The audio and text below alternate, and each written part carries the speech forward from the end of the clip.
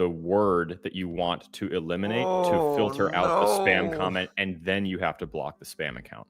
I wondered about that because every now and then I would be in the comment section of one of my videos, not the notifications, and I would be like, huh, that didn't seem to come through, and it must be an old one that I had blocked that had not. That is such a terrible thing.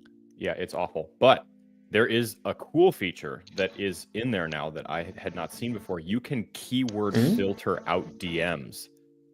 So I recommend filtering out the words market, trading, coping, message, just WhatsApp. like all of WhatsApp. Take Telegram, go through all the spam DMs that you get from impersonators and pick out like the words, and then go into your privacy settings, filter messages and comments, and then all the way at the bottom there's filter.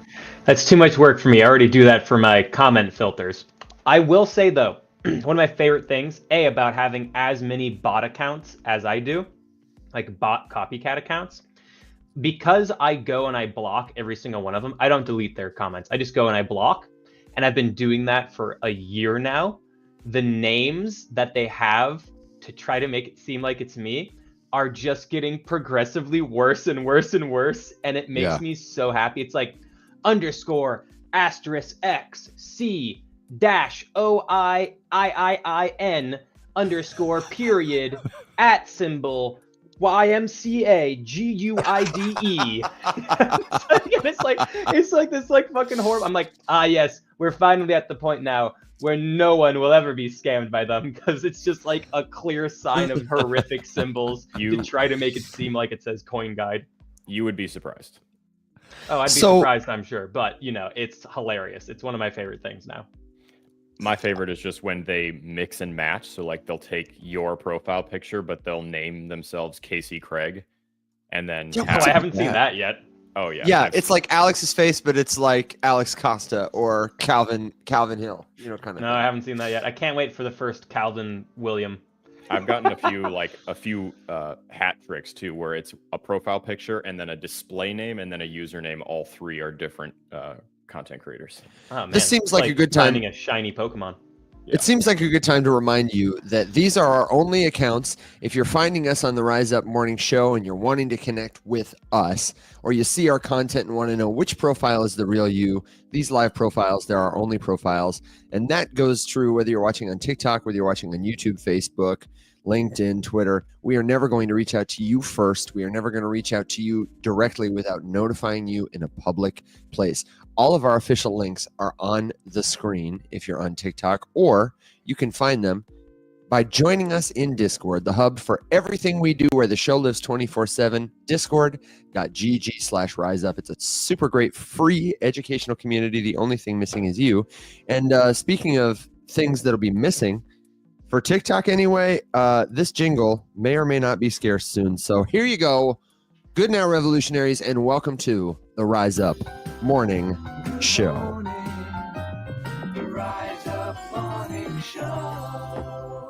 Why would the jingle go away? Why would the jingle be scarce? You mean TikTok won't hear the jingle? I just mean TikTok won't hear it.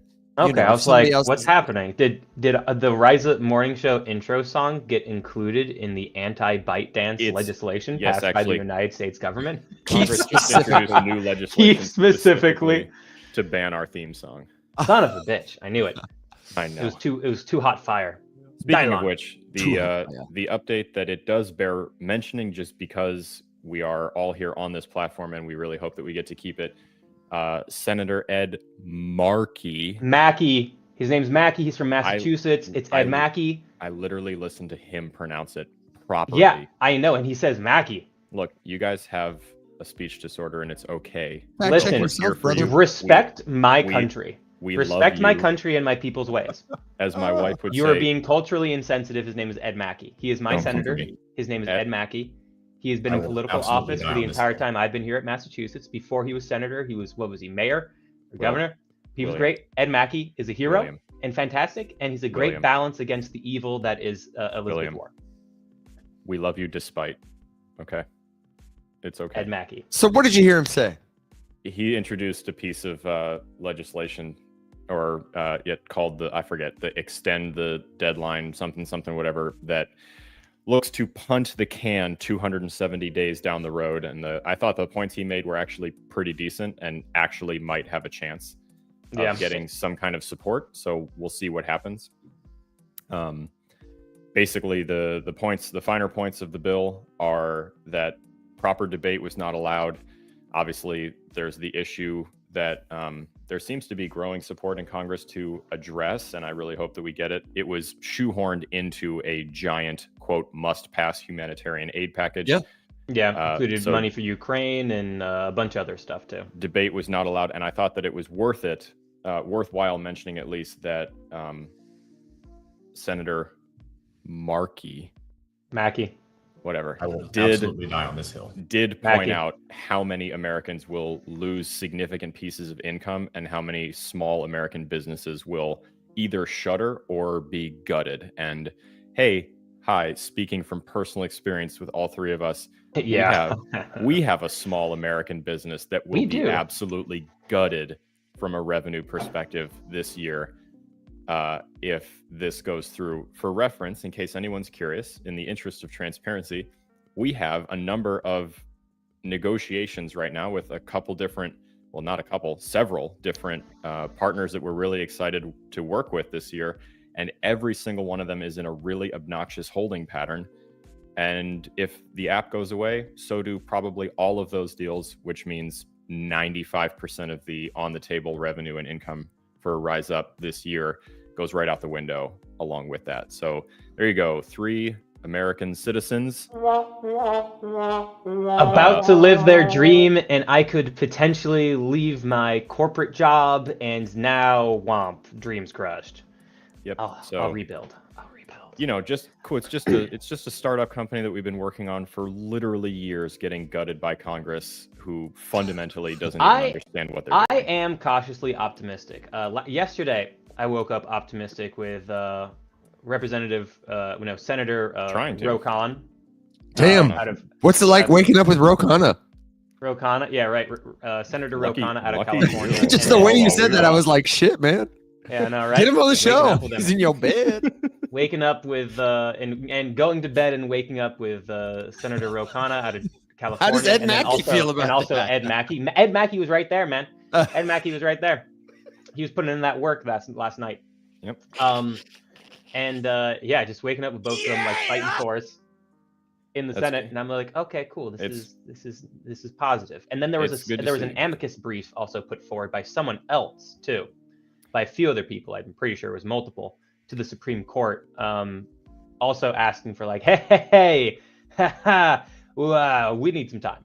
Well, I will say too, and I can share it if people are interested, but I found a lengthy, actually what I thought was good legal breakdown from an actual attorney going through the Supreme Court lines of questioning and her like official predictions and whatnot for which direction the justices go.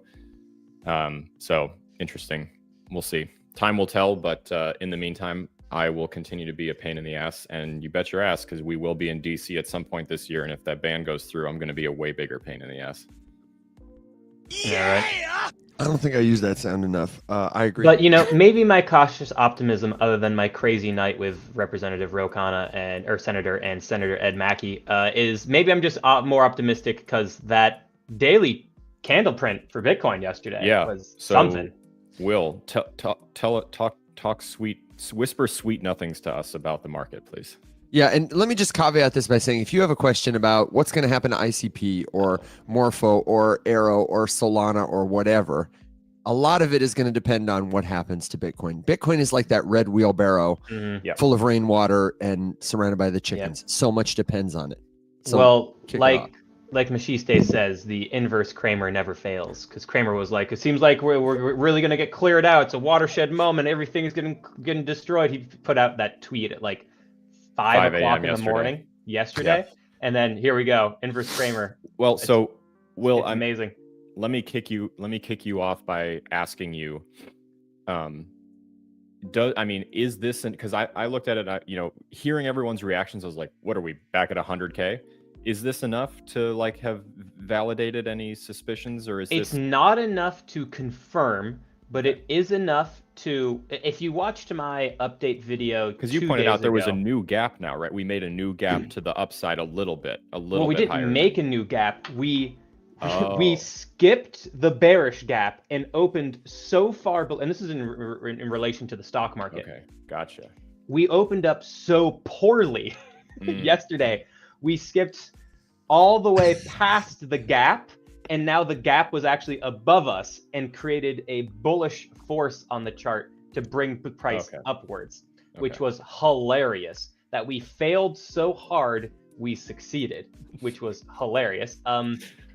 And then also maybe it was the full moon. Maybe it was the full moon, guys. But now that there's inverse Kramer, we'll go with that. I think let's go with inverse Kramer plus full moon. Inverse Kramer plus full moon plus lines on chart equal.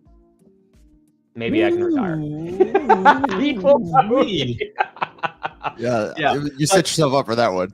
I did. I set myself. I walked right into that one.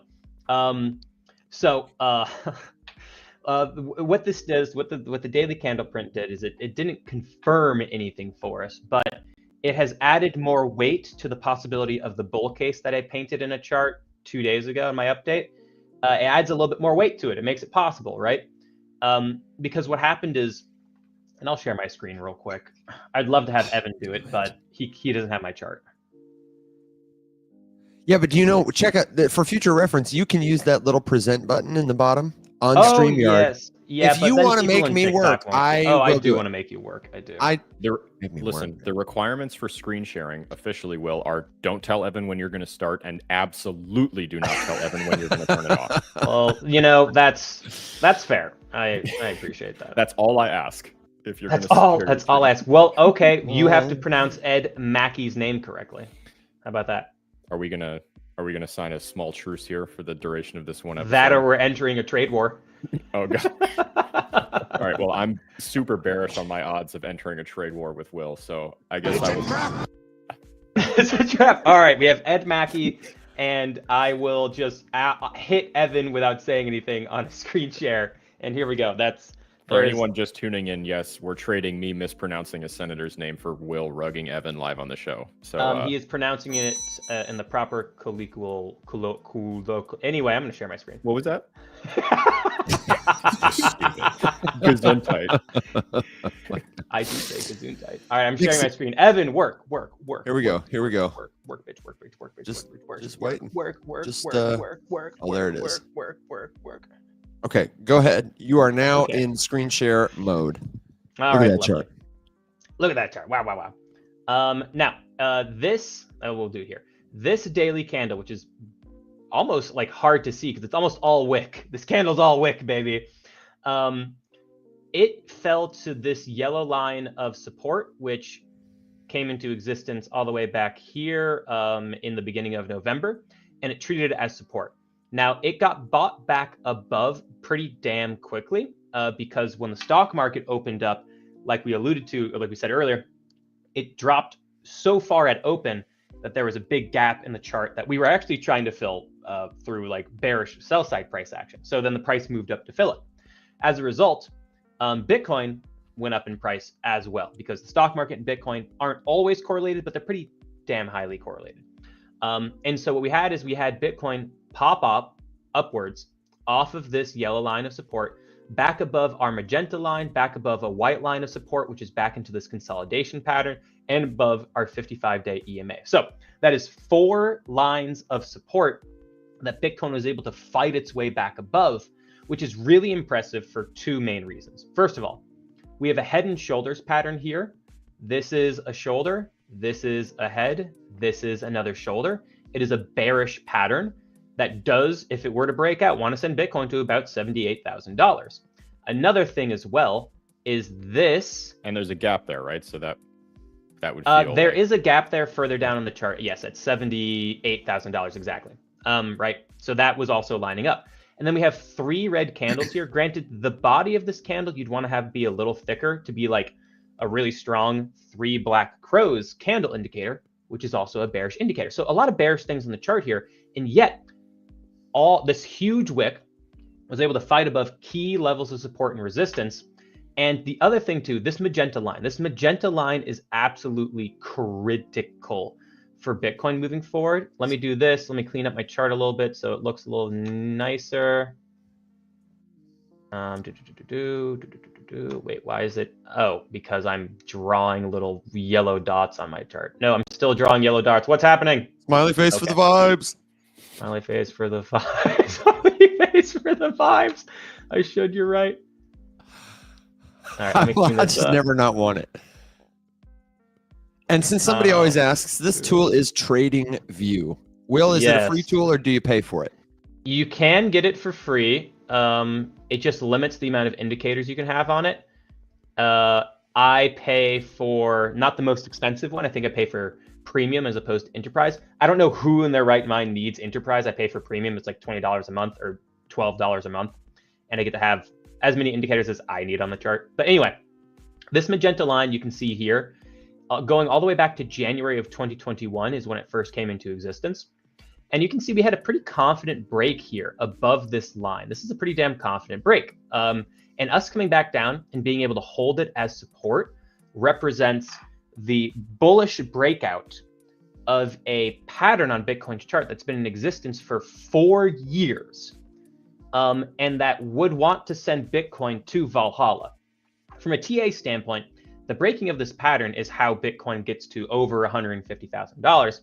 The reality of the situation is a lot of money has to flow in, right? A lot of adoption, strategic reserves for Bitcoin, right? But just looking at TA, if this magenta line holds, and it only has to hold by the end of the month, because this is the monthly chart for Bitcoin, it has to hold by February 1st. If that can happen, this wants to send Bitcoin to Valhalla. So the fact that we got bought back above that in yesterday's candle is another like really great sign that the further we get through January, if we're above this line, we're in a really great spot for at least the first half of 2025, barring recession, right? That's what it's telling me from a TA standpoint. The final thing I just want to put on everyone's radar screen, because it already is, but we'll talk about it here, is oh wait, didn't I had something else on this chart? I don't know why it's not showing up. But this purple line here, this line is January. Line? Yeah, this purple vertical line right here. Okay. That is Trump's inauguration. So what could be happening right now also is a pre-Trump pump for the inauguration, because there was a bunch of news articles and things that were released about him saying that he is going to put an executive order in for a strategic Bitcoin reserve. Some news came out about the people he was going to pick for his group that was going to provide suggestions for crypto legislation. Yeah, his crypto cabinet and a few other things. And then Alex, I'll stop so you can add in what you want to add in. On the 17th, if I remember correctly, the 17th is like a crypto ball, if you will, that Trump's going to be at, a gala. And but you know what? I actually had it wrong. They had overblown it. Trump is not confirmed to be there. Neither is JD Vance. We got that from Forbes yesterday. So he may be, but that might be more bearish than I thought. David Sachs will definitely be there. Will definitely speak. Okay. But anyway, maybe we have a Trump pump for his inauguration. So that's something else to have on your radar screen as to why this may be happening, other than moon juice. Moon juice. Oh, damn it. You ended the screen share. Aha! Hang on. I'm actively muting an account. So no smiley face for the vibes. But otherwise, would you say that's overall bullish, overall bearish, or am I hearing you right that we just need to wait and see? I would say wait and see, but like it's definitely more, the bull case is definitely way more possible now than it was before, which is a great thing to see. Well, like I said, and as we've been talking about, if we get a pump from inauguration, it will be because a couple scenarios, right? If it goes up afterwards, it'll be because some actual action happened to confirm any of these platitudes and campaign promises. That's what we need to see. So if any of the stuff is true, I would say if even one of them happens, that's good. Reserve, the improvement of regulation and clarity around what banks can and cannot do with that choke point repealing and redefining, that's on the table. And then the ball is bearish for me. That's big yikes. I hate shit like that. It was bullish when I thought Trump and JD Vance were going to be there. It's bearish for me too now. Honestly, truly. I just like. I think there's going to be a lot of headlines that bash us. Like when I say us, I say people are going to make us look foolish, spending a lot of money, celebrating our win, influence, power. Does everybody really need crypto? Yeah, but that's not as important as that event is being totally ignored as compared to the Trump inauguration. As it should be. Yeah. But we'll see. Yeah, and PPI data comes out in 2 minutes, guys, so hold on to your butts. So this whole bull case scenario could be totally shot to hell. Well, would you do me a favor before it comes out? Would you really quickly before you tell us, double check your mic and refresh it, because I don't think you have your crispy mic on and I'm getting some interference from your keys and stuff. But then do tell us what the expectation is. And while he does that, let me remind you that if you have a question, we don't answer, then the best place for it is going to be the Rise Up Discord server. We would love to make time to respond to everybody here. It's a live show, so we try to take the questions as we see them.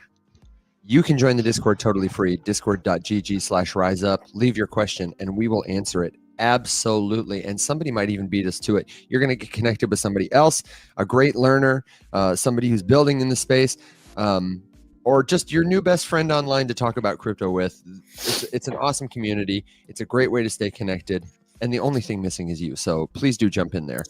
And let us know what you think. Crispy Mike. Man, that's so crispy. Yeah, baby. Love it. Let me tell you about my night with Ro Khanna and Ed Mackey. Ban him. Him? Don't come for me. Yeah.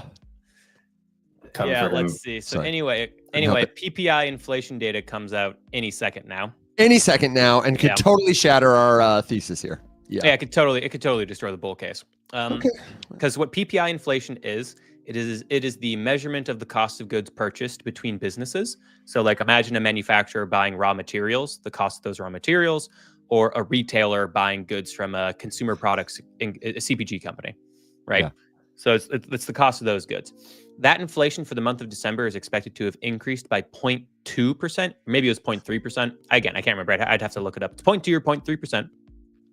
And if the inflation comes in that hot, I don't think the market's going to like that. But if the market comes in cooler than that, or the inflation comes in cooler than that, the markets might really like that, because the biggest fear is that inflation is remaining hot and sticky, which could stop the Fed from cutting rates and maybe putting them in a position to have to hike rates. So that's a uh-oh spaghetti-o kind of moment.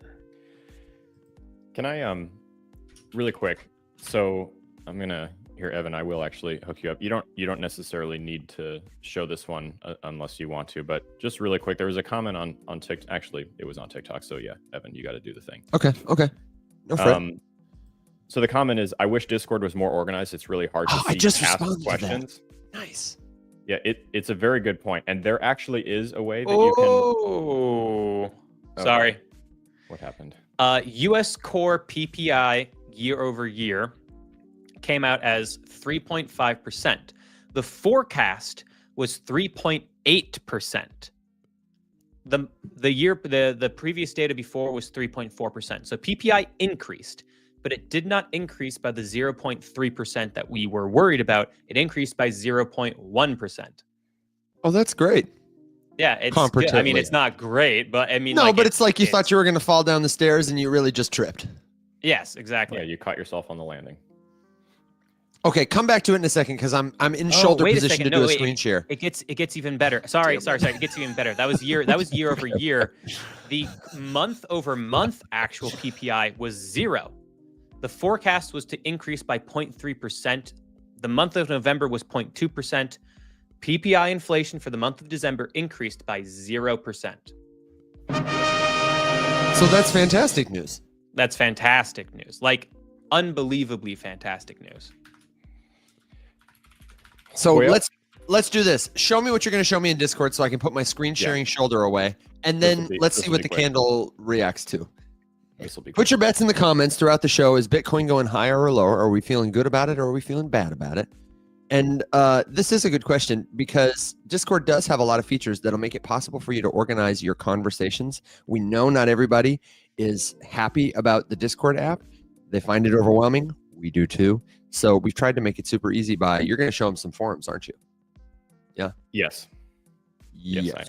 He said. Yes. This is a feature that works like a Facebook timeline, where instead of having one chat for every single thread of conversation, you can create little mini chats just for your question and make it super easy to follow any reply to that question. We have a really good thread going right now about like master resources. It's full of posts by people who are sharing their favorite accounts to follow, their favorite news sources to get like high signal crypto news. We have another thread about profit taking strategies where everybody's talking back and forth or asking questions just on that particular topic. So bear with me just a little bit. If you're looking at this, you're going to see a lot of extra stuff in the menu because Alex is an admin. Yeah. So don't worry. It's not normally this cluttered. This is just the awfulness that I have to look at. But over here on the side where you're looking at all of your channel menus and whatnot, if you come down here to this place called the public forum, this is where we have running pinned conversations that are dedicated to every single topic that someone wants. So for example, I started one the other day where we're all sharing phantom usernames so that everyone can follow each other and boost up people's follower counts just in case that ever comes into play in the future. This is one of those examples of like a potential airdrop that maybe we can, open ourselves up to. Nothing confirmed, just an example. Will keeps a running tally of all of the altcoin grades from Rise Up After Dark. Here's a running one where people are talking about memes. Here's a running topic just about XRP. Here's a bunch of resources that we like. Here's AI agent talk, like all of these things. And there's some off-topic stuff too, like started one that's literally just nerd shit that has nothing to do with crypto, tax resources, all this kind of stuff. And all of these don't go anywhere. Click into one of them. Maybe one like, do you own Bitcoin, or one we know there are replies to. Just so people can see how it works. So you got the topics still over here, and then all the posts are organized one by one under this thread. So it's much easier to talk about. Yeah, so if you've got a crypto question like that, this is a great place for it. And if you don't see the thing you're curious about and you don't want your question to get buried in the general chat, up at the top of the forum thing, you can literally just start a fresh one and anybody can open one. And we've got tags for the conversations, discussion and do your own research, AI, gaming, real world asset, low cap gems, DeFi, and creating a new post is as simple as clicking the blue button, giving your post a title, some tags, and a description. If you get lost and you don't you want to open one, but you're not quite sure how, or the tag you're looking for is not here, or you're not quite sure if you're doing the right thing, just go to general, tag me, and ask the question, and I'll do it for you, and I'll show you how to do it. You can literally type Alex's name with an @ symbol, and he will see that message. Honestly, I wish more people from the show would just type @Alex and click on his little profile and just hit enter for the chaos, so that whatever he's doing today will be a little harder. Please no. Please. I cleared my Discord notifications this morning and I already have 308. So can you please have mercy? I'm racing this brother to 100,000 followers on TikTok, and I will take absolutely any advantage I can possibly get. I just erased all notification settings for all other Discord servers. I only get them for the Rise Up Morning Show now. No, I only have a few that are running, but some of them are like, my RuneScape servers and my Magic servers and my. And one last thing before the Discord commercial ends. I know, right? I am not kidding, by the way. I know you're not kidding. You I know you're not kidding. Somebody save me. One last thing before we end the Discord commercial. Motherfucker, show me the respect that I've earned and deserve, William. I don't know how much gold in RuneScape do you have. I'm gonging you. I'm gonging you. I will say my gold count could be higher. It's only like 150 million. Oh my God, maybe 200. Got to bump those numbers up, man. It depends on what the armor that I have is. The Armadillo set really just exploded. Fun fact for you RuneScapers, you know what I'm talking about. I have gonged you, and now I am buzzering you, and I will end the Discord commercial by saying, if you need help, the other place to go is Discord help. There are tutorials and even a video that Alex and I did walking you through our server personally, like a house tour. So ban Daniel really quick. He said, "Why not make a better RuneScape on crypto?" And I'm gonna block you forever. Yeah. Also, Daniel, Bearish. hi. Good to see you. And good to see you. We're so glad you're here, and we are here to take your crypto questions. I see a lot of people who are asking again. Will give us the figure? It's a big fat 0 on the month for PPI, right? Well, that was core PPI, which is the key stat that. Let me pull it back up again. But that's the key stat: core CPI, core PPI, core CPE. Anything core, it is inflation data without energy and food, I think, but it's the thing that the Fed looks more closely at as opposed to just the flat numbers. So here we go. Let me read this up for you. Where's the regular PPI? PPI month over month for December was at 0.2%. The forecast was for it to be at 0.4%. The previous month was 0.4%. That's great. PPI year over year from December of last year to the December of the year prior was at 3.3%. The forecast was to be at 3.5%. Hooray, that's great. The previous year was 3% though, so an issue there, but we beat forecast. Now, core PPI year over year was 3.5%, which beat forecast of 3.8% and matched the core PPI from the year prior. So that's also good. And now the last data point to give to you here. Core PPI month over month for December was 0%. It was forecasted to be at 0.3%. In the previous month, the month of November, was 0.2%. All of this is good news. It's not the best news, right? Because inflation is still a problem, but we beat expectations across the board in every single way that PPI matters. Works for me. It absolutely works for me. So I saw 1 or 2 comments that said, you didn't answer my crypto question. How do you guys feel about doing a round of rapid fire questions? If you've got one, drop them below. I'm not answering Daniel's questions. Oh, Daniel, no. Daniel knows.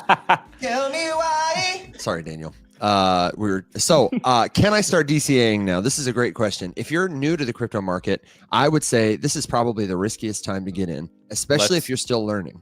Go ahead. Let's put a pin in that one because we had a Discord question just about profits, and now is a great time to also recover profit strategies just in case things recover more. Good order. Even if you bought a bunch of stuff on this dip and now you're curious, because for example, Aerodrome did 14% in the last 24 hours, so that's not a bad trade if you bought that bottom. Let's put a pin in that one because I have some more notes prepared. Funny, I haven't looked at the Aerodrome chart in a long time. So taking profits, buying dips, getting in the market is now a good time. Then go ahead, kick us off with taking profits because I think that's a great place to start. Okay, so the question that came through was basically just hey, would you mind sharing profit taking strategies? And then started writing about percentages, like 10% up, 20% out, whatever.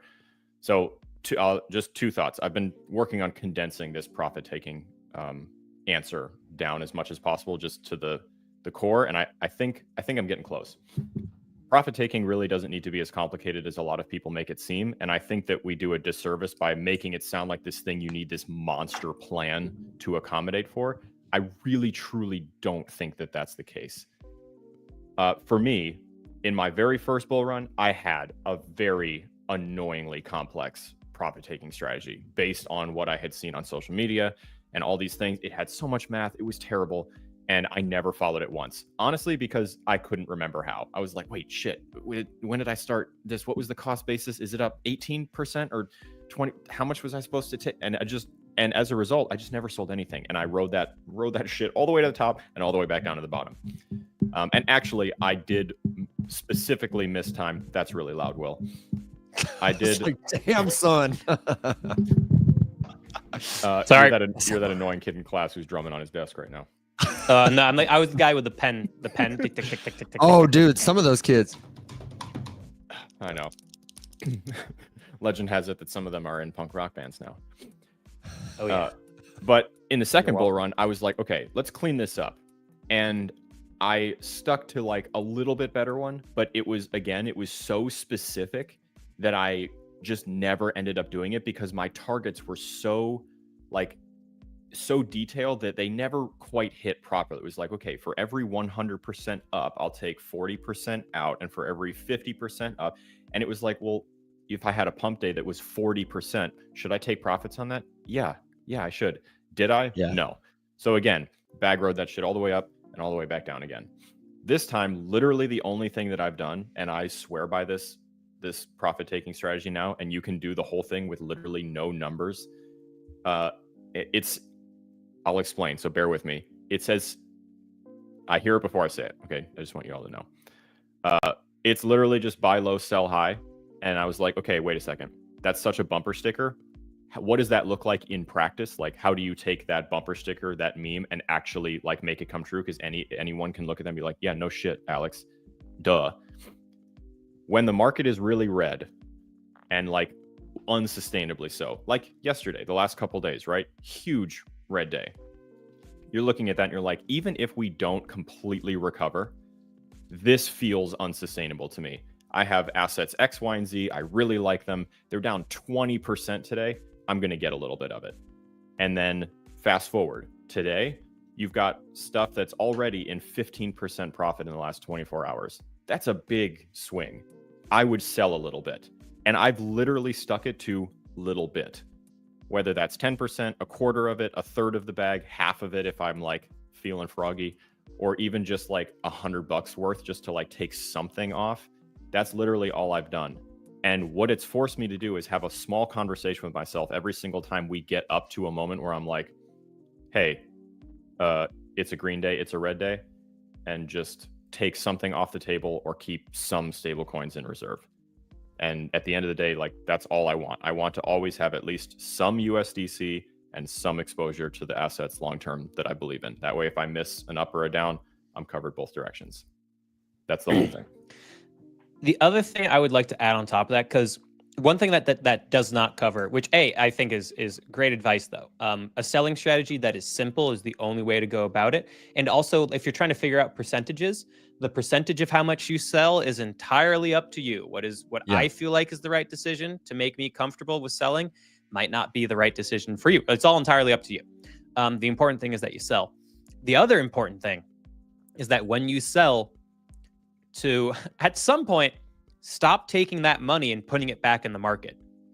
There has to be a point in time where that stops. Otherwise, you're gonna buy low every time, buy low. Your money's just going up and up and up and up and up, and then you're gonna buy a low that lows and lows and lows and lows and lows because it's the bear market, right? Mm-hmm. So eventually, you have to get to the point where you have to stop putting that money back into the market, right? That's obvious to all of us. However, it's hard to do in practice because you really get into this pattern of like, my money's going up each time I put it in, and I want to see it continue to go upwards, right? It's like the gambling high of spending too much time at the table. If you spend too much time at the table, you're going to lose your money after you're up, right? The more time you spend there, the house wins long term. When it pumps, there's always going to be someone telling you it's going to go higher, and when it crashes, there's always someone going to be telling you that it's going to go lower. Yeah. And not listening to those people is step number one. Yep. So can I give you another, I brought it back. This is maybe helpful, maybe not. Can you see it on TikTok? Probably not. I might have to draw it better. Kind of.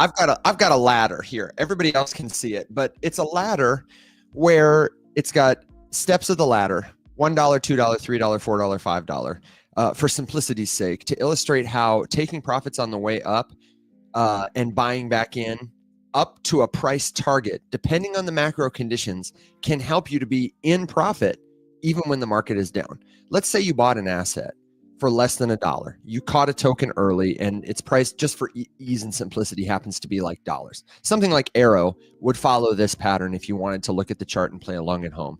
You found out about it last year because you were paying attention to the Coinbase ecosystem. You were listening to Will talk about it. You were using the DEX to yield farm or whatever, and you noticed that it was pretty hot and getting hotter and there wasn't a lot of competition. So at that time, you did a competitive analysis to see what other companies like Aerodrome have realistically done. You saw that Uniswap and PancakeSwap had market caps and volumes in, big numbers. Market caps like close to 10 billion. Uniswap's peak, I think, was 25 billion. And I think PancakeSwap's was close to it, market cap. Arrow's has never gone above $1 billion. You saw that and you said, wow, base is so hot. If it stays hot, Arrow stays hot, this could be big. I'm going to buy in. And for simplicity's sake, the token was less than $1 at the time. Okay. Big round numbers tend to be resistance points. And if you look at a chart like Arrows or any other chart, you'll see numbers like $1 being psychologically significant, numbers like $2 being psychologically significant. And if you zoom out on the Arrow chart specifically, or your favorite token, you'll probably notice resistance points. Arrow has hit $1, had some resistance. It's hit $2, had some resistance several times. So if you bought thinking it would go up in value, the macro conditions were bullish, we were starting the bull run. When it hit that $1 mark, you're Alex. You open your portfolio, it's big green today. If you had sold it and then not even sold all of it, like Will said, in order to cover some of your costs, maybe you bought it at 50 cents, now it's $1, so you take your initial cost out. Half of your money is out. You paid $100 for those tokens, they're worth $200. So you take out $100 worth, and it happens to go down to 50 cents again, and you think this bull run isn't over, so you use some of that money to buy back in. Now you've got twice as many tokens, and you've paid less for them. And then it goes up to $1 again. And you think, wow, I'm lucky to have been looking at my portfolio right now. I'll take some more out. I'll take $200 out. My tokens are worth $400. I'll take $200 out. Now you've made profit. You can pay your taxes. You can buy some ice cream, and you can let this stuff ride. It goes up to $2, and you're pretty excited. So you take a little more out. Now you've got 3 times the dollars, and you still have tokens in this thing. So if it goes down, if it goes up, if the macro conditions change, first of all, you got profits. Second of all, you de-risked. Third of all, you're just less worried about it. So having a price target before you buy in based on competitive analysis, the other cool thing about that is, like, if you think it could do what Uniswap did, and that would put it at a, I don't know, $10 per token, $10 billion, whatever market cap, if that's your ultimate target and you're taking profits on the way up, you don't need to ride the ladder the whole way. If you're taking profits on the way up, even 2 or 3 times, you can ride that ladder halfway and make a lot of money. Mm-hmm. And then you're out before people start to get really, really worried. Yeah. Two things to also add. One was a conversation I had in a coaching session with a member in our Discord where I was like, hey man, like, what's the number that you want your portfolio to be where you would happily walk away with everything? He told me that number, and I was like, cool, cut that in half and sell there. Because the number that you oftentimes have in your head is a fairy tale that never comes true. And it's like an anchor. Yeah. And what I have found in the past for me is it put me in the position where I round tripped bags, put me in a position where I sold maybe 25% of my bag and I should have sold 75 to 80% of it, is because I had a number in my head. Either I was like, Bitcoin has to get to $100,000 last cycle. Didn't get to 69, giggity. Or I had like, I need my portfolio to be like this amount and then I'll walk away, and you know, it didn't get to it. So whatever that number is that comes into your head, cut it in half and say you are seriously going to take profits when you start getting close to that number, right? Not even when you get to that, when you start getting close. And I think that puts you in a far better position to actually walk away in this market with money. The other thing too, and I know Casey Craig's here, so this is a thought that she planted a seed in. With Casey's strategy, and this isn't mine, but I think it's valid, but I do have something that kind of grew out of it, was Casey says that if she ever feels the desire to like take a screenshot of any particular investment, like the dollar worth, like, oh, I should share this or something. Casey hasn't, but you know, I should share. So you see people do that all the time. You know, she goes, oh, I should sell this right now. She calls it her screenshot rule. If you ever have that desire to like brag, you know, sell it. Because typically that's at the point where it starts to collapse. For me, I've noticed that I'll start thinking about like the things I can do with this money. I'll start thinking about like how it's going to change my life in what ways. And I'll be thinking about that, not necessarily about taking a screenshot of it, but thinking about like how my life's going to change. And I just need like, it's, oh yeah, this money is so great. And it's so big. I can do X, Y, Z. And as soon as like those fantasies start entering my mind, it falls every time. Yeah. Every time. So I think, it's that feeling of euphoria, because the markets sell when markets are euphoric.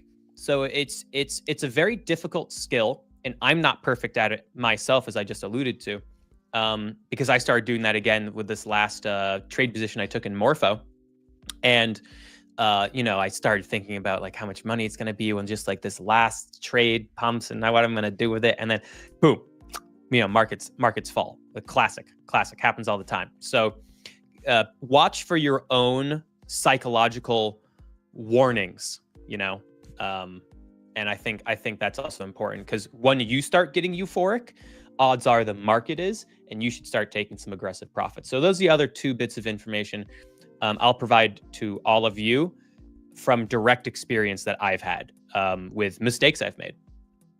Will, are you still in Arrow, Morpho, Bitcoin? Is that your portfolio still? Correct. And also, was that intentional, throwing Casey and Euphoria in a little sandwich there together? Because that was clever. That was clever. Yes, it was That's pretty totally. clever. What's the connection there again? Oh, I couldn't possibly tell you. That's for Casey to share if she wants to do it. And Casey, you're okay. certainly welcome to come up. But stay tuned. That's all I have to say. I think that's a good point to segue to, should I get in now or should I buy the dip? And also, a lot of people are asking about the upcoming Ondo news, so we can touch that too. And I'm glad to segue by saying, if you're struggling to take profits right now, then and you're up in profits, then maybe your number one priority should be securing some profits and de-risking yourself before you think about buying that dip. I would say, if it was me and you were in a coaching session with me and you hadn't taken profits yet, those are the vegetables you got to eat before you get your pudding, kind of thing. And I would say, if you're thinking about getting in, this is probably one of the riskiest times to do it, because the market is hyper volatile right now. Stuff is going to go up for no reason. Stuff is going to go down for no reason. And if you don't know how to buy, sell, store your crypto securely, turn it back into cash, if you aren't hip to the markets and what's going on, you don't know who the key players are, this is not to say you can't learn those things. You absolutely can. But I think that should be your first priority, is learning how to use this stuff, or you're going to get so caught up in the FOMO of it all that you're going to spend more money than you can afford to lose very quickly, and you're not going to know what to do with it when the time comes to sell it.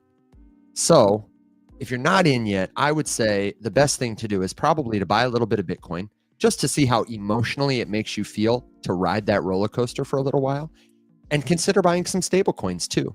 Tokens that are tied to the price of government money, like US dollar coin or Tether, USDT. They exist for euros, for the Australian dollar, for everything. And you can use them to do everything you can use any crypto token to do, except without that crypto volatility. Just real world currency volatility. I hate saying real world currency, but I think it can be helpful for people. You should learn to buy, sell, send, store them securely, earn yield on them. And then when it seems right, as you've been learning, you can buy your first cryptocurrency. Everything is at or near an all-time high right now. Some of it will go higher. And then in the future, it will be worth less, because the market will go down again. The macro economy will change. The crypto economy will change. And it is better to buy when things are red at a discount. And that's what I want to say to people who are buying dips or thinking about buying dips. If you're in already and you're wondering, should I buy a dip? If you believed in a token, I said this in a coaching session, if you believed in that token 1 week ago, 1 month ago, and nothing about the macro picture has changed, or the micro picture for that token, then why wouldn't you be interested in buying it when it's cheaper? I think a lot of people get excited to buy when things are going up and get scared to hold when things are going down. But you got to resist that monkey brain that tells you this is the wrong time to buy. If Trump is still bullish on crypto, and the Congress is still bullish on crypto, and legislation is coming, and Paul Atkins is going to be the head of the SEC, and yada, yada, yada, yada, yada, then I would say the macro picture is still doing pretty good. We got indicators like the RSI and EMA, shout out, Will, that tell us it's probably not the top yet. So if that asset was a good hold yesterday, it's probably a good hold today. And you may be feeling FOMO because you are possibly overinvested. Take some profits, consider de-risking. Don't sell your whole bag. A lot of people lose money that way. And touch some grass, I think, is helpful. What do you guys have to add for those people who are thinking, should I be buying right now, whether they're out of the market or in the market and looking at dips? Anything? Or you want Matt on it? No, I would just say that if you can't articulate a single reason why you're looking at buying a thing other than it went up 10% today, my honest answer is no, you shouldn't buy anything, because you're going to mess it up. And it's okay to sit it out. I just responded to someone this morning who woke up and started freaking out about missing the boat on something. And it's just hey, number one, calm down. You're okay. It's going to be all right. That attitude right there is exactly what leads people to get absolutely hosed. Yeah. because it's so easy for me to sit here and tell you like, yeah, sure, buy this, and then when it goes up another 10%, sell it and take the good trade. But like in practice, you're not going to do that. And who knows? You could pick the wrong one. So it's really impossible to answer that question for anybody, because like I said in my lengthy soliloquy that I posted yesterday, there are so many key questions that you have to be able to answer about yourself before anyone, including you, could possibly give you any financial advice whatsoever. That's right. And even if we knew the answers to every single one of those questions about each of you, we still couldn't give you financial advice because we're not licensed or registered, or it's not legal to do that. And it's honestly just stupid. It's unethical. Like, I think the example I gave is, if you don't at a bare minimum know what your risk tolerance is, what your timeline for investing is, and how much money you can afford to lose, you shouldn't do any of it. You really, truly shouldn't. And I know that the people who think that that's bullshit will tell you, like, you don't need to understand it to know that Bitcoin is going to go up, so just buy it. It's easy to like point out validity in something like that, but it's also very easy to point out the risk. Like, because if you have no clue how volatile something can be and you do buy it and you're thinking to yourself like, well, I can afford to lose it and I'm here for the long term, and then it drops by 20%, you panic and sell the whole thing. Guess what? You just lost money and you can't foresee that panic. So just calm down. And if you're asking a bunch of talking heads on the internet, should you buy a volatile asset right now? The answer is probably no, just to be honest. Ladies and gentlemen, please welcome to the stage, Casey Craig. Casey, thank you so much for being here. We're so glad to see you. How are you? Good. I'm happy to be here. This is a great one today. I think this is like such a good reminder of all of the things that we hate to talk and think about, but they're so important, especially on those red days of like, wow, I really should have listened to Alex. Like, it was really annoying when he was saying it, and I was really like feeling the vibes of market's going to keep going up forever. And then I heard Alex in the back of my head telling me to take profits, and then, you don't. And then you're just like, I don't even want to see Alex. I don't even want to see Alex. Welcome to my life. Listen, pal. And Evan has to see me every day. I have to see Alex every day. Alex and I are racing to 100,000 followers on TikTok before it possibly dies, and he just Who's winning, Evan? passed me. He just passed me, man. Listen, I'm sad about it. Don't come for me. So Casey, what do you have to add or contribute? We want to. The next question we're going to touch on is Ondo, but we can certainly stay on this for a minute about buying now or taking profits, or pivot to anything else you'd like to share. You're our guest, and if you're watching on YouTube, on Twitter, on LinkedIn, on Facebook, she's joining with one camera. You'll hear her voice. You won't see her face. If you do want to see her face, we can help you get connected with Casey Craig on all her socials. So, Casey. Oh wait, crap, Casey, I'm glad you're in here because I actually have a client meeting that started right now. I have to go. I have to go. I'll be back, and I'll be back soon. See you guys. Okay. Bye. Be good. I will. Can't promise I've got the same jawline, but I'll try and do him justice. You got the bone structure. I just think that it's always important to ground yourself during these times, whether they be good or bad days, right? I think that whenever we're in a bull market, emotions are high in general. On days that the market's going up, they're going to be really, really high, and on days that it's going down, you're going to have lower lows, right? So like in a bear market or in like a choppy, crabbish market, I feel like, to me, I don't feel things so much. Like, I just, when things are up, it's good. When things are down, it's whatever. But I feel like in a bear, that was in a bear market. In a bull market, it's like all of your emotions are amplified, I feel like. So on these days when things pull down 20%, I look at it as an opportunity to kind of reevaluate my last few weeks of trades or investments that I've made, buys, sells, etc., and see, like, why did I make that decision? Is it because it's, I saw it all over Twitter, or is it because it's a thing that was hot and trendy, or is it because, XYZ, whatever? And like a project I want to touch on, I'm not sure if you've talked about it, but is like Usual, right? So for me, Usual was one that I really yeah.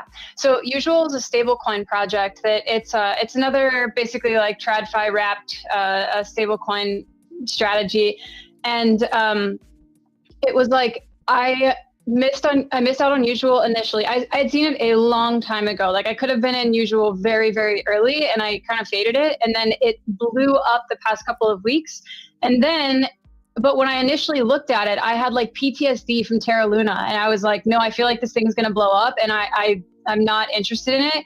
And lo and behold, it blows up. So I actually like took a second to be proud of myself and say, you didn't fall for the hype and everything that's on the timeline and everything that, maybe I would have done in a previous cycle, because I think that was one of the big mistakes that I made, maybe last cycle or the one before, was just getting, maybe being swayed by FOMO and being swayed by all of these popular things that were happening. And so Usual did in fact depeg, and now there's like a whole bunch of drama and stuff that's happening there. But yeah, I just want to tell you guys, like, it's a reminder to do you and don't fall for the FOMO. And if you have a gut feeling about something, follow it, because oftentimes there's a reason that you do, and you're oftentimes right. So there's my little nugget. Where were you on the alpha for Usual? I literally didn't hear about that. And stablecoins, man, there's so much blood in the water. If you are like in the mafia, you are scared of DeFi protocols trying to fight for some of that stablecoin liquidity. You know what I mean? Like, it's scary. Yeah, for sure. Yeah, Usual was kind of a sleeper until it wasn't. Like, it was, it just went crazy like 2 weeks ago because Binance was like publicly investing in it and stuff. And then it blew up like in the stablecoin world, and, competitor for, I feel like stablecoins are a really hot topic this year. Yeah.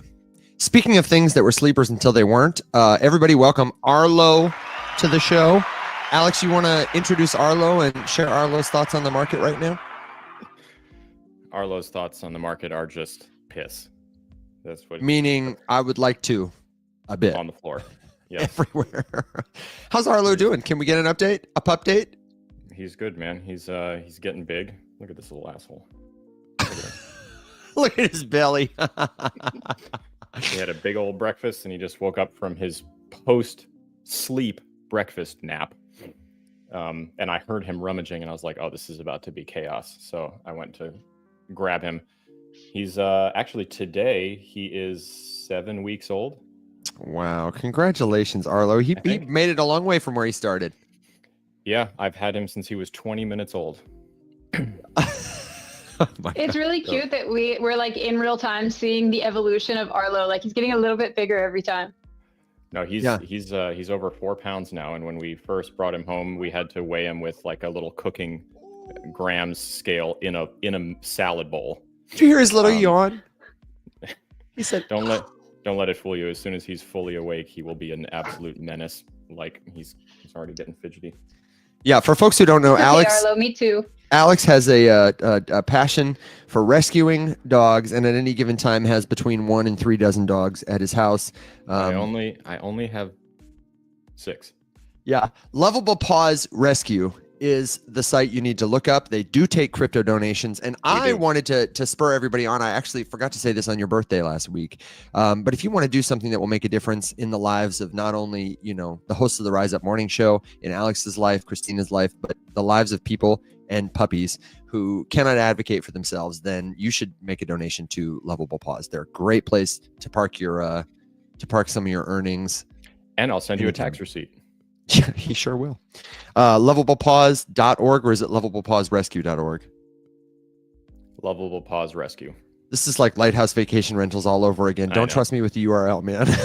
The rescue's website's in my bio link as well. Yeah. And actually, shout out, because we mentioned crypto donations. Mike is in the chat. He was our very first crypto donation, and he facilitated the biggest crypto donation.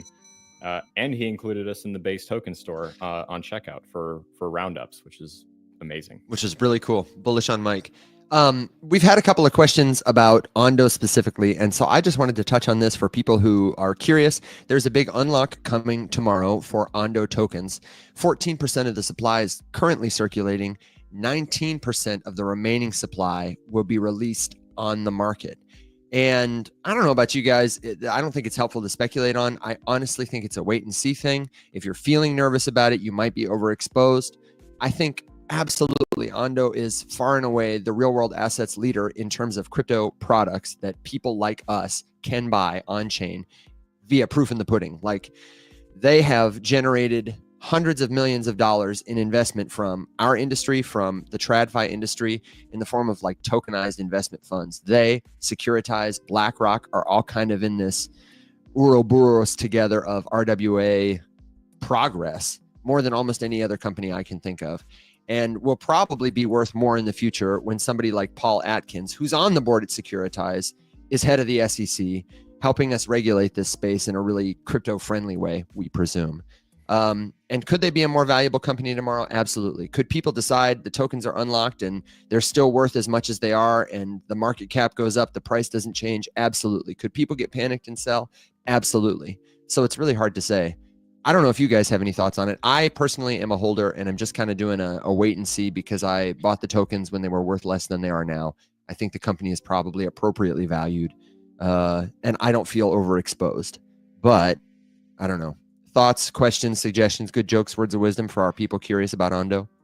So yeah, I don't know. I have kind of mixed feelings about it because I'm skeptical of every single thing in crypto, and I kind of hear what Daniel's saying. You know, with that it had a major moment, which might mean that it's not the most likely thing to have another major moment. You know, could pump by proxy if the whole market rips, but I don't know. It's one of those that I was super sussed out by in the beginning. And I made a note. You have to VPN for this, so I haven't fully experimented yet, but I wanted to see like what kind of process it was to do the USDY with them and just see, you know, does it even work? How does it work? And now I'm kind of thinking like, what if this thing is actually potentially a real company? And I don't know, I'm kind of I would say on the fence, and I fully expect like the token unlock thing, even though it's not as big of a deal as everyone says, the fact that everyone is stressed about it means that it is going to affect it in a probably major way. Yeah, that's what I'm talking about too. Like the headlines, the holders, everybody is talking about it in a way that I think will encourage people to feel a little worried regardless. You know, I would say try not to worry because that's never a good thing to do. But I also brought up Daniel because I saw he was talking about it in the comments, among other things. So, hey, brother, how's it going? And what do you got to share? What's up, guys? Good morning. Good morning. I just wanted to share my take on Ondo because I agree. It's definitely a real company. It's absolutely a real company, and they're doing a lot of great things right now. It's a startup, and it's already valued at multi-billion dollars. Totally. If you look at the valuation. Totally agree. Yes. Yeah. Maybe if it could be the next Google, but probably not. Right? It's probably not going to be. So it already had its run to billions of dollars, and likely the highest percentage thing to happen is it will just die into obscurity, like every other amazing company that has a lot of promise, because it already has its amazing valuation. It already has its stars on the board. And now if the technology doesn't pay off, and if they don't start actually creating real contracts and actually creating real value, it's on its way down. Well, and one of the dangers that's definitely... But it definitely has started creating that value. Like they generated as of summer, hundreds of millions of dollars via, token sales, the volume. I mean, and when you look at the cross system value, again, the Biddle Fund, BlackRock, is possible because of what Ondo does to tokenize real world assets. And that's hundreds of millions of dollars in inflows in the last year. It might be $1 billion. Yeah. But I think to Daniel's point, though, it's okay. The part that gives me a little bit of pause is I share Daniel's frustration with the way that good companies are often represented in crypto by dramatically overvaluing them way too early. And then setting the stage for a list of expectations that no company, no matter how good, could possibly meet, which then leads holders to become disappointed because they bought a top, and then breeds this entire generation of salty bag holders who are just upset. And again, to Daniel's point, a company, we'll just keep using Ondo as an example, but unfortunately this is true for multiple crypto-based startups.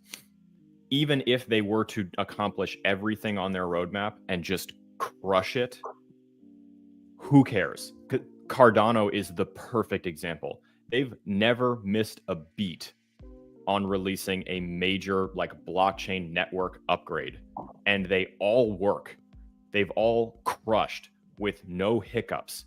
Like we could totally sit here all day long and complain about smart contracts and what came out and who ended up going over there and building. But the fact of the matter is that the network became ready to accept them. It did the thing, and people are still really salty because of how overvalued they got way too early. And the fact that that's an insane expectation to meet and keep up with, like the frothy FOMO-y demands of a market populated almost exclusively by people who don't understand what they're looking at. I kind of think they're appropriately valued. I would need to pull up a couple more metrics, but I think Ondo might be one of the few crypto companies that is. What's their market cap right now? Jesus, man, you're gonna make my computer I was just work. looking too at, like, I was looking at the perps and trying to see like where the liquidity lies right now, and it's pretty evenly distributed. Like, it doesn't look like there's any reason for it to massively go in one direction or the other, like right this minute.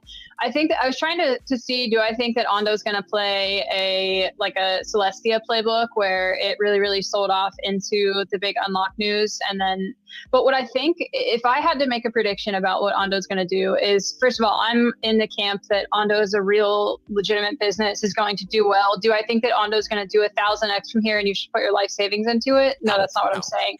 But I'm justifying that I think they could be pooling like the strategy that's called bullish unlocks, where what companies do is they save their unlocks, or not save, but they align their unlocks. Let me say this in a different way. They align some kind of really positive news event with an unlock to be able to offset the sell pressure that would accompany that unlock event. So right now, what a lot of people do is they treat it as a actually sell the rumor, buy the news type of thing, rather than a buy the rumor, sell the news. And they will short going into the unlock, and then there's a lot of big news coming out about Ondo in the next like week or two with the ball that's happening in DC, the crypto ball, and then there's another big Ondo event that's happening. And so what I'm assuming that they're doing is they're treating it like the shorting has been done until now. They're pricing in this unlock, and then they're having really bullish news to give it some kind of V-shaped recovery out of here, is what I would assume is going to happen. I haven't been trading over the past like 2 weeks, so I haven't been paying attention to Ondo at all, but it is something I do hold in my long-term portfolio. But yeah, that's my take. And just to give you some color about the unlock that's coming, that I think supports that thesis. So, and for people on Facebook, Twitter, LinkedIn, YouTube, 1.7 billion is the market cap we're talking about here. So, well, I'm sorry? Fully diluted market. Thank you. 12 is fully diluted. Yes. So 25% of the tokens that are being unlocked are going out in private sales. Presumably people who are long-term believers who are not just going to dump this thing. Protocol. Also people who know things. Yeah, people who know things. This is like insider buying. So they probably feel like this is a sweetheart deal. Protocol development is getting 25%. Ecosystem growth is getting 15%, and that could be stuff like builders in the ecosystem getting grants, partners, that kind of thing, getting paid in tokens to do more stuff that will benefit Ondo. That's like them. They've got this token that's worth money that is essentially like monopoly money for them to hand out to people. See Stellar giving out grants, see Core giving out grants. Anybody who's got a liquid token that we have made valuable is something they have a big pile of that they can use to pay people to generate more value for them. And you just have to remember that that's always sell pressure, almost always sell pressure. Absolutely. It's almost always sell pressure, but it's an investment. If I am paying a developer to build a killer app, if I am, paying somebody to expand the capacity of my ecosystem, add to the value of it, I am paying them in hopes that the dollar I give them will turn into $10 sometime down the road. I guess my point is that I don't think you're wrong, like for the record at all. The problem is that you just have to add that annoying extra lens of viewing when you're looking at a crypto-based project instead, because the thesis of the investment changes for lots of different people. Like a $12 billion valuation of a company insinuates roughly $4 billion of revenue, which Ondo is not doing anywhere near. I would be mind blown if that company was generating $1 billion in revenue, which would give them a total valuation of $4 billion if we're being generous. But because this is crypto, we value companies very differently. And there's the massive speculative angle that has to come into play here. And you're taking a way bigger, like way more leveraged bet on future performance and also other people's increased speculation above what you're betting, which just completely changes the mixture of investors. Like Nvidia is a great example of a company that now probably has gone up because of that same sort of rampant speculation in addition to what they're doing. The difference is that they have quite a bit of revenue to support, like at least propping that up for now. Whereas with crypto, oftentimes there is no revenue or very little worth propping it up, which is why it's so wild when you actually see a company turning a large amount of revenue every year. Yeah, and their revenue is nowhere near enough to secure that valuation, but it is much higher than a lot of crypto companies. And when you look at like the ripple effects of, because they exist, what is happening, they've transferred hundreds of millions of dollars to BUIDL, adding liquidity to the fund. They have created a lot of value in a lot of places. I agree with you though. Yep. And I want to welcome, like, clearly creating value, Will back. But just be cautious because of the type of overvaluing that we do. And this is not unique to Ondo. Totally. By any stretch at all. Welcome back, William. Hello. We just got done trade. discussing I'm Ondo. about to trade with Will just because So I have to get real on the road. quick, I just wanted to confirm on that the Ondo unlock, it's all happening in one day, right? It's not like, Yeah, this amount's that's being right. unlocked and dripped out every 3 years. Okay. Mhm. I gotta make an update for you. Okay, cool. Yeah, one Yeah, day, 1.94 billion tokens. And that's a really good that I love that they added that feature now also to DeFi Llama. You don't have to go. I know, it's so anywhere nice. else. Having unlocks there is great. Yeah, it's great. I'm looking at it at CryptoRank. That's where I'm checking it out, cryptorank.io. And they're going to do this kind of unlock every year in January, another 1.94 billion tokens until 2028. And then they got one last unlock event. I do stand by what I've said before about like cryptocurrencies or tokens that actually matter needing to have an element of being available and easily accessible. Which might hurt price action and suppress it in the short term. And that's really the challenge that a crypto-based company has to contend with, right? Like, if you do what is actually best for the survivability long-term of your company and the longevity of your actual investors, you have to hurt your short-term traders, which will kill your momentum, muddy the narrative around you, and make it harder to attract long-term investors. And the dichotomy of trying to appeal to both of those camps at the same time is why most of these really good companies die and why the really shitty ones pump like crazy and make everyone think they're real and then wither and go to zero. And that's a really fucking hard Alex, thing really to deal quick, with. would you say, somebody asked, it's a good question, would you say this is the same thing XRP is doing when they continue to unlock about 1 billion tokens every month? Yeah, absolutely. Because that's supposed to be a utilitarian token, which means that and it also is supposed to serve the purpose of funding Ripple as a company, which is why they do that every month. Which So, are like, kind of competing incentives. yes, definitely. But it's doing exactly what it's supposed to be doing and exactly what it should be doing. And they're not hiding any of what they're doing. Like, it's so public, it's insane. They have, and the stable coin makes a lot of sense. The ledger works well. Like, all these things work well, but you can't argue with the fact that doing that every month hurts the price action for short-term traders, which creates a competing narrative with people who are those long-term investors. And those are always the people that butt heads about something like XRP. And that's why your price chart looks like this. Yeah. Dump. Years. I feel like on TikTok and social media, if there was ever one thing that I could ever, like, information that I could get across to people, aside from, just general things to keep you safe in the space, it would be taking the time to understand the difference between Ripple and XRP. Ripple does not equal XRP. XRP does not equal Ripple. And I think that that's a really, really important distinction that a lot of people fail to understand. And I think that Ripple is a marketing tactic for XRP. Not to say that they're not both, like Ripple, fantastic company, fantastic products. But the hype that happens with XRP oftentimes comes from Ripple news that actually has nothing to do with the token. Like, there are massive adoption events that happen of Ripple's ODL where they're using fiat for transfers. They're not even using XRP.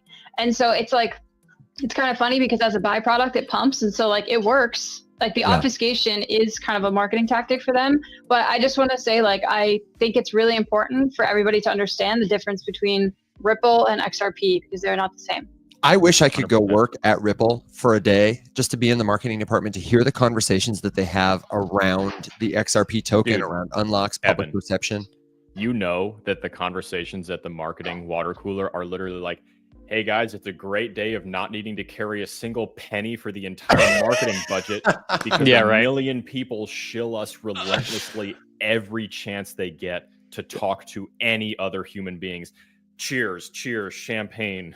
And Which would Go be kind home. of a fun day at the office, you know? It'd be a fun day at the office. your workday is 5 minutes. It's like checking. It's like, hey, are all the conspiracy theories still alive and working for us? Cool, Perfect. good. See you guys tomorrow. Yeah, guys, drop them another riddle. Yeah, No. exactly. Dude, literally, like, what's your marketing budget for XRP if you're Ripple as a company? It's like, hey, let's post one picture and make the candle on the mantelpiece green and then give the thumbs up. They're going to go ape shit for that for the next 6 months. And if anything happens that moves the price up in that time, prophecy confirmed. Sold. Yeah. Send it. Dude, yeah, that's all you need. Marketing Okay. budget, 5 cents. That's So how we're long getting- it took to post the tweet. What a wonderful strategy they've created. We're getting to be about that time. Alex, I know you got to get on the road, so I'm going to kick it over to you. I want to hear a final thought from Casey. Maybe you can tease some of the stuff you're doing or just tell people where the hell you've been because though you've been here, they feel like you've been gone since they haven't seen your face in a minute. Where should we go from here, friends? Final thoughts, questions, suggestions, good jokes, words of wisdom, leave them in the comments. And don't forget to jump in the Rise Up Discord server. It's totally free.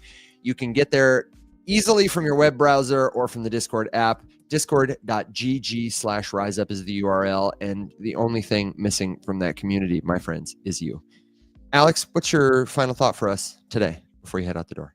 My final thought is someone said, what about Pulse? And I'll say, I really, truly cannot wait for the documentary, the Netflix docuseries, because Pulse Chain's launch needs to go down as the single biggest grift since the Catholic Church. Like, unbelievable. That's a big grift, man. It's a Dude. big riff. Somebody clip that, please. It wasn't even good. Like, Richard Hart literally just opened a fresh MetaMask and told everyone, like, hey, if you send me your actual crypto, I'll send you fake crypto in return. And literally billions of dollars worth of ERC20 tokens went to that wallet. And Doesn't then take a he lot. and then he did it. And you know what's funny is, like, Pulse works. It's a network. It just means nothing. And I actually just was going through old TikTok videos trying to, like, you know, grab a few memories that I might want to keep. And I found this 3-part series I did like 3.5 years ago about Hex. And all I did was read directly, like, word for word quotes from the website. I didn't even offer any opinions, and I got roasted by the Hex army for it.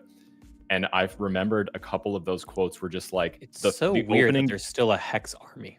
Like, dude, the opening line on that website was a disclaimer that said, we are not committed or required to keep any information on this website current or accurate.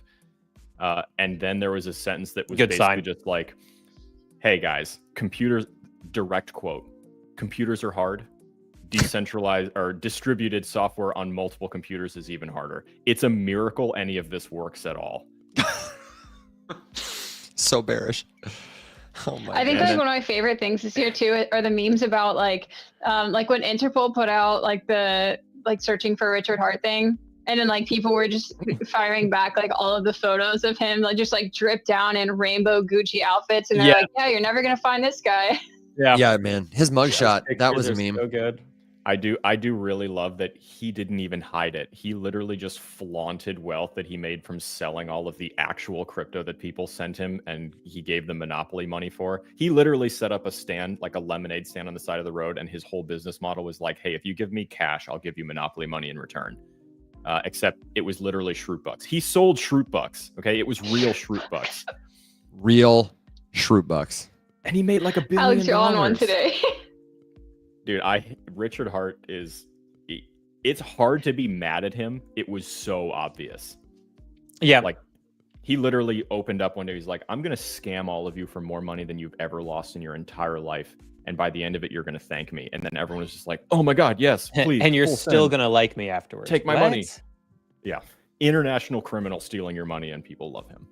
Okay, dude, go off. Casey, as our guest, any final thoughts? Questions, suggestions, good jokes, words of wisdom, teasers, previews? Yeah, I guess I'll give you like a little final thought and life update. My final thought is no, XRP is not going to go to $10,000. Correct. Richard Hart is the funniest story of all time. Aside from what's the girl's name that makes the rap Tua? videos? No, the girl from the BitConnect scammer. Oh yeah. I don't know. I forget her name, but those are Yeah, the you're two talking like most entertaining things ever.